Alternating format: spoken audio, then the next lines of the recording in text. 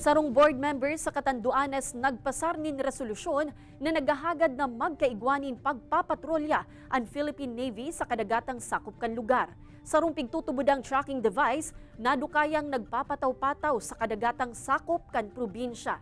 Uyan report ni Chris Novelo. Makaliis manutaran ang sarong Chinese vessel kan nakaaging bulan sa kadagatang sakop kan Catanduanes, mas pigtututukan ta sa ngunyan kan provincial government ang seguridad sa bilog na probinsya. Huli kaini nagpasar si board member Edwin Tanael ning resolusyon sa Sangguniang Pandalawigan na obhetong mas pahiguton ang pagpapatrol asin magkaigwan din mga personahe kan Philippine Navy sa islang probinsya. Hagad man kaini ang tabang kan Administrasyong Marcos para mas maabantayan kan Philippine Navy ang parte kan Pacific Ocean.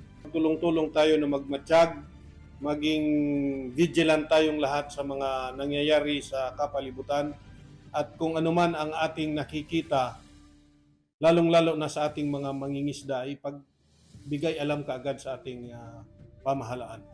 Kasabay kaini inalerto naman kan mga alkalde sa isla ang mga parasira na tulos mag-report in kaso igwang manutaran ng mga foreign vessels sa kadagatan, urog na sa East Coast kan probinsya. Kung kagatali na mayroon po tayong nakita talaga nga diesel dyan sa ating karagatang Punambigan na ipaabot po natin dito sa amin dito mismo sa aking opisina at ating ipaparating po sa mga kinaukulan.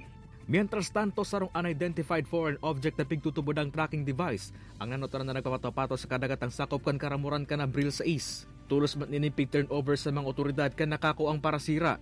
Alagad sa ngunya nagpapadagos pa ang investigasyon kan mga otoridad sa nasambitan ng nadiskubring bagay.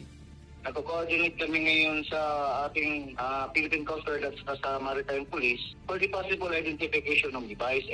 Ini si Chris Novelo, Balitang Bicolandia.